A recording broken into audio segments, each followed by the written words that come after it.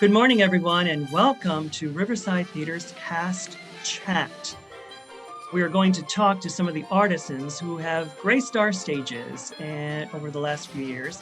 And today we're very fortunate to have two performers that have not only worked here, they've worked on Broadway, and they've worked all over the country in great performances.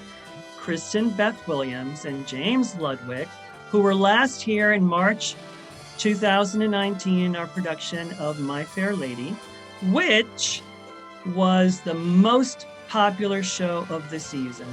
Kristen played Eliza Doolittle and James played Henry Higgins. How are you doing? We're good. We're hanging in there, trying to get through whatever this is, just trying to stay positive and trying to keep moving forward and do what we can. Yeah, absolutely. Yeah.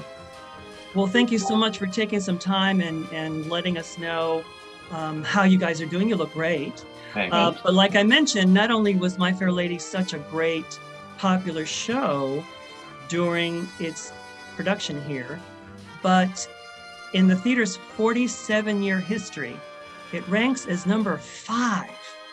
That tells you how well this show was accepted. So tell me a little bit about the experience of playing My Fair Lady and the roles. Oh, sure. Wow. Well, My Fair Lady was, playing Eliza Doolittle was a dream come true for me. My childhood dream, Jimmy's heard this story several times, but my childhood dream about performing and around performing has been and still is to play every role Julie Andrews has ever played, either on stage or on screen. And luckily for me, they've turned most of her movie musicals into stage productions. Yep. So this was a big bucket list role for me. So it really was a dream come true.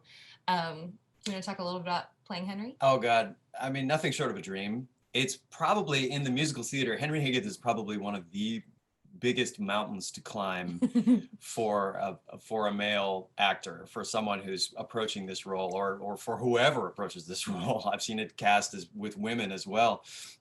It's a mountain to climb, and I think the only regret we have about our time with y'all is that it wasn't longer. Wasn't long enough. we were just getting started. Yes, we could have played that piece for you guys for a long time. Yes. And gotten so much more out of it. So for us, it's only sort of whet our appetite for doing it again. Hopefully together, because it was just the beginning of that journey for us. But what a challenge and what a blast. And the theater was incredible. Riverside is truly one of our favorite places to work. Period. Paragraph, end of statement. We just adore Vero Beach. And it was our first time working together as a family of 3. We had actually the last time we had worked together prior to that was actually at Riverside, the year that we got married. Yep. And don't forget that we sent our wedding invitations from Vero Beach. Yes, we did. We were finishing our wedding invitations while we were there for Closer Than Ever, which was in 2014. 2014. And what year did we get married? That's 2014. It all flows together. It does. You know this. But yeah, so Vero Beach, Riverside has been a real common thread through our lives together, and now through our lives as a family. Yeah, absolutely. Cool. Yeah. You started as a family, in essence, creating the dynamic, the duo that you guys are, and coming back to My Fair Lady with this incredible child who Jake is just amazing and beautiful, as you both are. Oh, thank you. Thank you. Jake is really special. We're hoping that at some point he joins the family business, but maybe not forever. We'd love to have him join the family business as a little one, but if he's not into it, then that's fine. We're not going to push it. You know what I mean? Yeah. We did stand by his crib when he was very young going, doctor, lawyer, engineer. Yeah, that's probably not going to happen, but it's worth a try. In times like this, I'm sure that a more mainstream career is a positive. Yes, it is. But getting back to My Fair Lady, how did you approach these roles that have been played by such iconic artists, masters.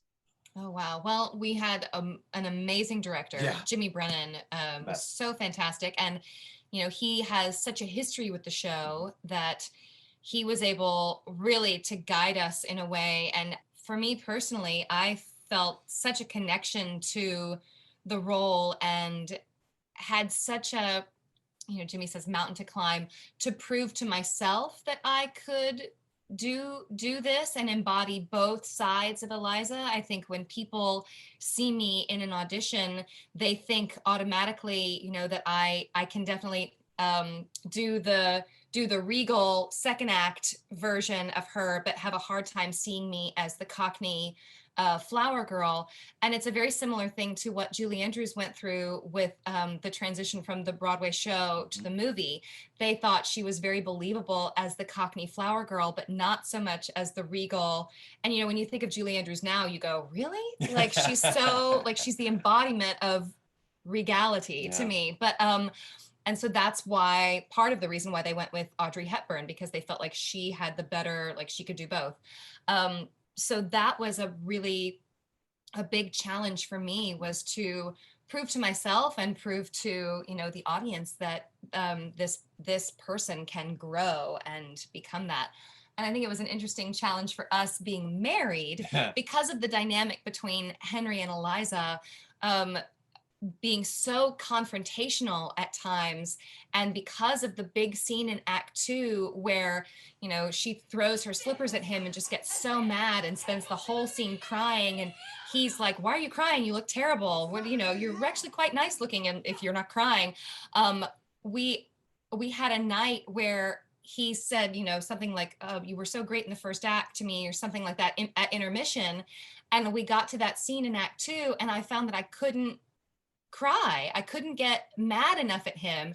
So I had to tell him after that performance, don't talk to me at intermission, because if you're nice to me in that moment of time, that's just us as humans, then I can't, as an actor, divorce myself from that to get through the next scene. It was a very strange, like, I'm going to listen to my wonderful husband berate me for 3 hours every night. And what's funny is that we are not, as a married couple, we have a great, we don't fight. I mean, we've always been a team since the very beginning, and it's not, we are not confrontational in our lives. So to then all of a sudden become this confrontational on stage, maybe it was therapeutic.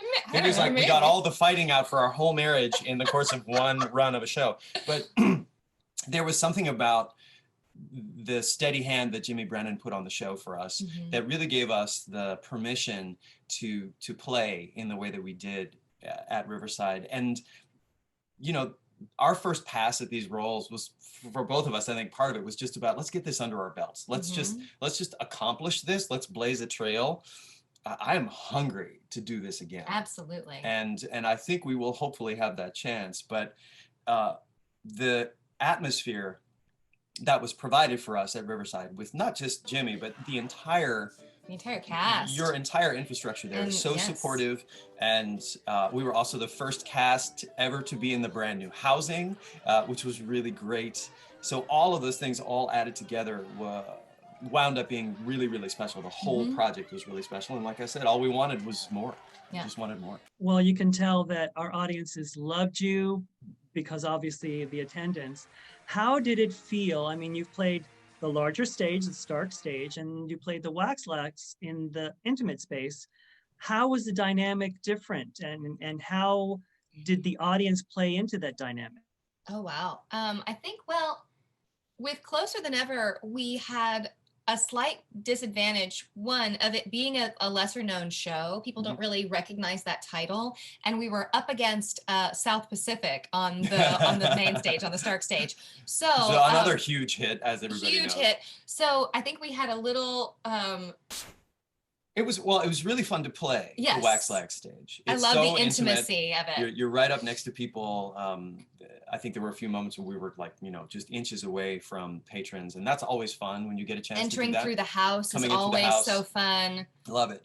But the main stage is, especially with a show like this, I mean, there were moments in the second act when when Eliza was really getting hers on Professor Higgins, when the reaction in the crowd was just electric, and people were feeding on each other's laughter and feeding on each other's reaction. And in a big house, that's really fun, because entire sections of a house will spur each other on to react in certain ways.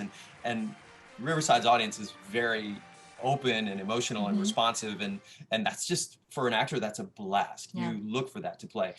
So I would love to come back and do another show on the Wax Lax in that intimate space, but do a show that's not necessarily a review like Closer Than Ever. Do something with a book that people can really get involved in, because I'd love to see and hear and feel what that audience reaction is like when they are closer to you. You know, you could do a very you know, I know that I think you guys did Drood on the Wax Lax stage, and Next to Normal. Did you do Next to Normal on the Wax Lax? Oh, wow. I would love, I mean, I think that's such a wonderful space for shows like that, where you really, the audience is right on top of you and you can feel that and really feed off of it. But it also carries into the Stark stage, like Jimmy was saying. It was really cool. Every once in a while, he'd say something as Higgins and you'd hear the audience go, oh. Well, if you guys want that to happen, we will make it happen. Sweet. We want you back. We want you back. We would love We'll come back. Anytime. Now, as we record this, October 2020, and we're still waiting for theaters to reopen across the country, what is going on in your life? Well, We're about to, we have sort of limped our way from the beginning of the pandemic to now. and watched jobs disappear, you know, all as of the everyone jobs. has. All of the jobs disappeared within a space of, I don't know, 3 or 4 weeks. Everything we had planned out in front of us just went up in smoke, which was fine. A lot of it was we focused on taking care of each other. We actually were sick in March. Kristen did have COVID and now has antibodies, and has now donated plasma 3 times. 3 times because her antibody count is so high. What's strange, and of course people have heard this over and over again, is that I have tested negative for antibodies several times, and so has Jake. So we were all together in a New York City apartment. Quarantined. She had COVID, and it's bizarre. But New York City was a hellscape for March and April. So it was really about taking care of each other and getting through that. And now seeing where it goes from here. Yeah, and Jimmy is the education director at the York Theater, an off-Broadway theater here in New York. And so he's been kept busy with that. You put together an amazing summer intensive that was entirely online, because the York has 2 intensives for their music theater training program. One is usually a 3-week summer intensive in New York City, and obviously that wasn't going to happen this summer. So you put together an amazing, you're welcome, an amazing intensive online, and was very innovative in that. And I have an online health and wellness business that I, you know, usually it's just a side gig, a little side hustle, but it has become my only hustle. And it's amazing when you actually have the time that you can devote to something like that to see what it can be and become. And we're actually both about to start teaching at AMDA. The American Musical and Dramatic Academy, which is here in New York and in LA, but the New York City campus needs musical theater performance teachers. We've both taught for them on and off over the years, but they're about to throw a lot of hours at us. So things are going to get real busy around here very soon, and we'll see how it goes. Yeah. Well, we're thrilled for you guys. We're thrilled that you had the chance, the time to talk to us before you got even busier. And we look forward to you guys coming back so soon.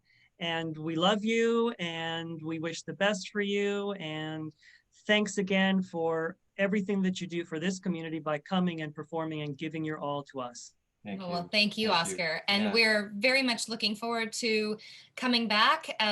We were supposed to come and do the luncheon for you all in November. And whenever that happens, we are very much looking forward to coming down and doing our our show. Yeah, doing a little something for you guys. And I want to speak for our son, Jake, who really does adore all of his Riverside aunts and uncles. Yes. And he misses them. And he probably misses playing in their pools more than anything, but he misses them. And it's just going to be a real joy when we all get to be back as a family with you guys again.